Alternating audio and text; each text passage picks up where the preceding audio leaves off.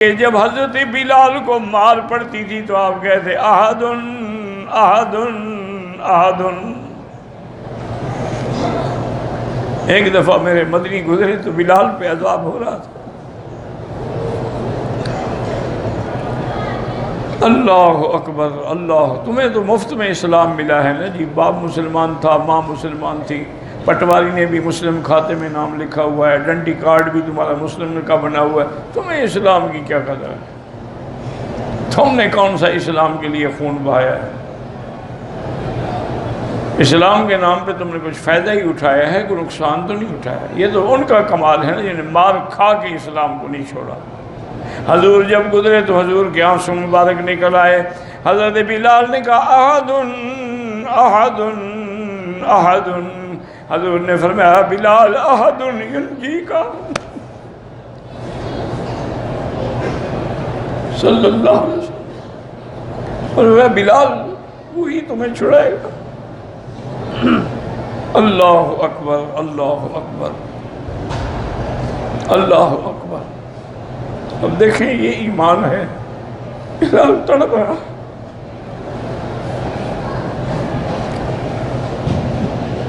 امیہ نے ظالم نوکر رکھے ہوئے تھے جو کھجوروں کے بڑے بڑے کانٹے لے کے چپ ہوتے تھے اور کہتے تھے اترک اسم احد، یہ احد کہنا چھوڑ دو۔ بلال کہتا تھا جو مرضی آئے کر دو۔ بے ہوشی میں آنکھ کھلی تو دیکھا کہ بوڑھی ماں سرانے بیٹھی ہوئی، ماں ہے نا آخر، تمہیں ماؤں کا کیا پتا ہے، تم بیویوں کے جوتے اٹھانے والے ہو، تم نے ماں باپ کی قدر چھوڑی، اللہ نے تمہیں ذلیل کر دیا کہ عورتوں کے جوتے اٹھا کے پھرو۔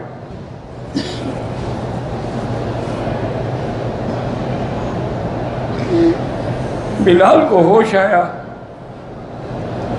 تو اماں نے کہا بلال میں بھی بیٹا مسلمان ہو چکی ہوں، میں نے بھی اسی نبی کا کلمہ پڑھ لیا ہے، لیکن جان بچانے کے لیے تم وقتی طور پہ انکار کر دو تاکہ ان ظالموں سے کچھ تو جان چھوٹے۔ تو حضرت بلال ہنس پڑے۔ اماں نے کہا شاید میرا بیٹا پاگل ہو گیا مار پڑنے سے، ورنہ یہ ہنسنے کا مقام ہے۔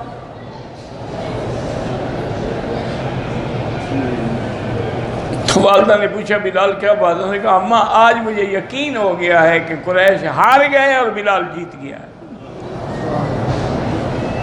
اس نے کہا وہ کیسے؟ اس نے کہا اگر ان میں طاقت ہوتی تو میری ماں کو سفارشی لے جاتے، ان کی قوت جواب دے گئی ہے، اس لیے میں خوش ہو رہا ہوں۔ میرے عزیز کبھی غور کیا کرو کہ سیدہ آسیہ امرأۃ فرعون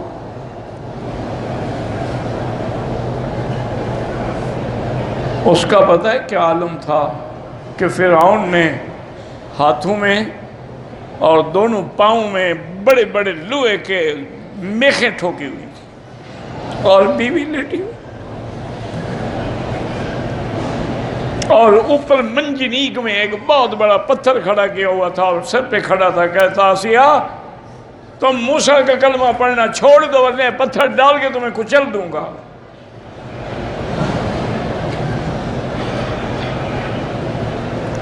اس وقت بی بی دعا مانگ رہی، اس طرح دعا مانگو دیکھو قبول ہوتی ہے کہ نہیں ہوتی۔ تم تو سگریٹ کی ڈبیاں بھی جیب میں ہیں اور دعا مانگ رہے ہو۔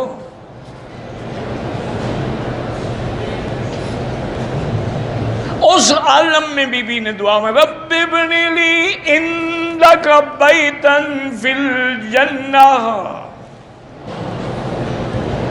ونجنی من فرعون وعملہ ونجنی من القوم الظالمین۔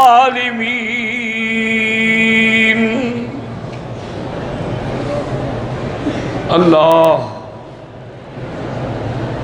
بی بی نے کیا دعا مانگی ہے کہ اللہ قیامت میں میرا گھر اپنے سب سے زیادہ قریب بنانا،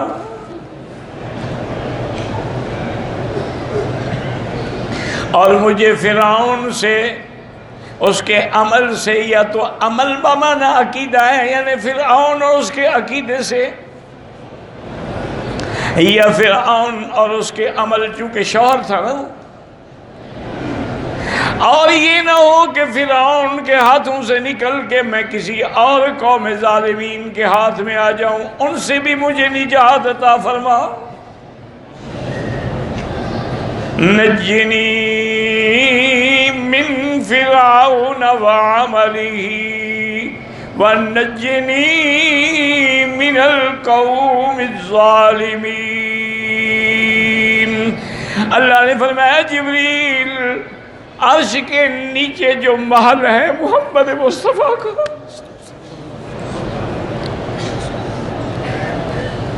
مقام محمود، دعا کرو اللہ ہمیں حضور کی شفاعت نصیب کرو۔ دل سے دعا کر لو، کعبے میں بیٹھے ہو، موت ایمان پہ آئے، آخری کلمہ لا الہ الا اللہ ہو، اور حوض کوثر سے حضور کے ہاتھوں سے پانی سے، یا اللہ اگر آپ ہمیں زمزم پلا سکتے ہیں تو حوض کوثر کا پانی بھی تو پلا سکتے ہیں، لیکن ایک مسئلہ بھی سمجھ لو، زمزم کا پانی حوض کوثر سے افضل ہے۔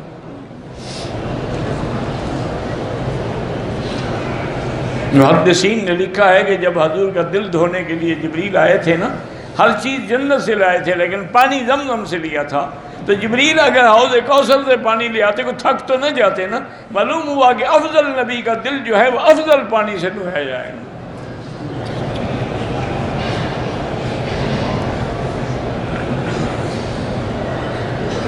اور سب سے اعلیٰ مقام جنت میں کس کا ہوگا؟ حضرت محمد مصطفیٰ کا صلی اللہ علیہ وسلم۔ نہ پڑھنا، درود شریف نہ پڑھنا، تم نے میلاد منانا ہے، درود پڑھ کے کیا کرو؟ بس جھنڈیاں لگا دو گے، بتیاں جلا دو گے، بس کافی ہے وہی، اس کا پتہ نہیں ثواب تمہیں حضور دیں گے یا خدا دیں گے۔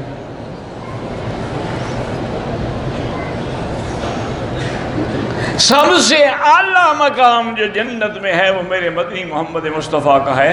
اور بی بی آسیہ کی دعا کیسے قبول ہوئی؟ وہ قیامت میں بیوی بنے گی محمد مصطفیٰ کی، تو حضور کے گھر میں آئے گی نا۔ جب حضور کے گھر میں آ گئی تو سب سے اعلیٰ مقام اللہ کے ہاں جو ہے اس کو مل گیا۔ اسی لیے بی بی فاطمہ الزہرا اور بی بی عائشہ رضی اللہ عنہم، ماں بیٹی کے بعد اندر بات ہو گئی تو بی بی عائشہ نے کہا کہ بی بی فاطمہ مجھے آپ سے بڑی محبت ہے، لیکن بہرحال یہ ہے کہ بی بی فاطمہ نے کہا بی بی عائشہ میری ماں ہو تم، لیکن میں تم سے افضل ہوں، چونکہ تم بنت صدیق ہو، زیادہ سے زیادہ ابو بکر کی بیٹی، اور میں تو بنت محمد ہوں صلی اللہ علیہ وسلم۔ عائشہ بھی تو عائشہ تھی نا، اسی لیے تو نہیں کہا حضور نے کہ آدھا دین عائشہ سے سیکھ لو۔ بی بی عائشہ نے کہا بی بی فاطمہ دنیا کی باتیں نہ کرو، آخرت بھی کرو، جب قیامت کا دن ہوگا تم علی کا ہاتھ پکڑ کے جاؤ گی، میں نبی کا ہاتھ پکڑ کے ان کے گھر میں جاؤں گا، اب بتاؤ افضل کون ہے؟ بی بی فاطمہ ہنس پڑی، انہوں نے کہا اماں جان آپ کسی کو بات کرنے کا موقع نہیں دیتی۔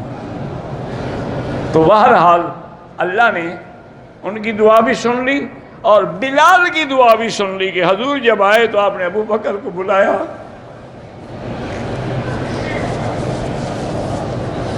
اور فرمایا صدیق بلال پہ بڑا ظلم ہو۔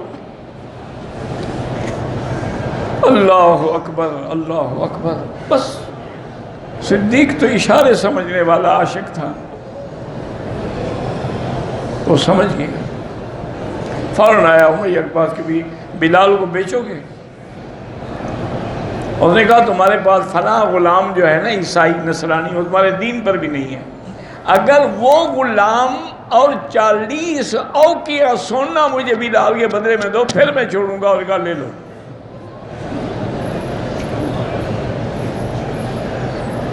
حضرت صدیق نے بلال کو آزاد کرایا۔ واہ بلال، سبحان اللہ، رضی اللہ عنہ۔ جب آزاد ہو کے آئے تو پتہ ہے بلال نے کیا پوچھا؟ انہوں نے کہا ابو بکر تم نے مجھے اپنے لیے خریدا ہے یا اللہ کے لیے؟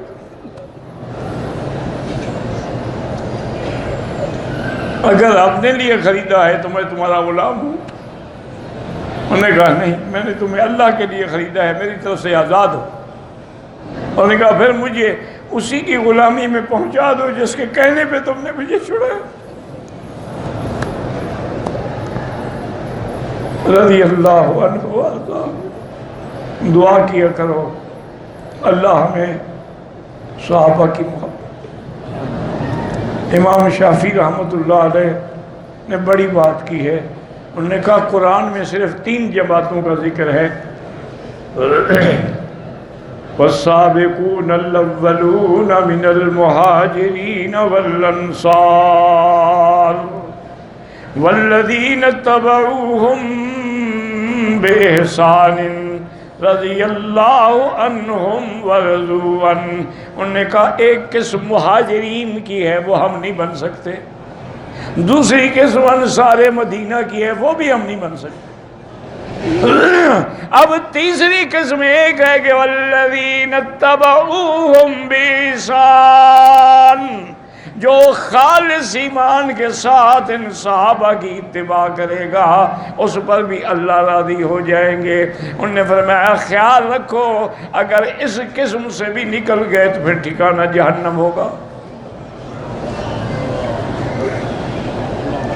فرماتے ہیں سبحان اللہ رب العرش عما یصفون عما یقولون ان لہ ولدا، اللہ کی ذات پاک ہے ان ظالموں سے یہ جھوٹ بولتے ہیں کہ اللہ کی اولاد ہے، او شریکن یہ اللہ کے شریک ہیں، سبحانہ وتعالی وتقدس وتنزہ، اللہ کی ذات بلند ہے اور پاک ہے ان چیزوں سے جس کا یہ افتراء کرتے ہیں، وَيَعْفَقُونَ جو جھوٹ کرتے ہیں عُلُوًّا کبیرا، اور فرمایا لا یسأل عما یفعل وہم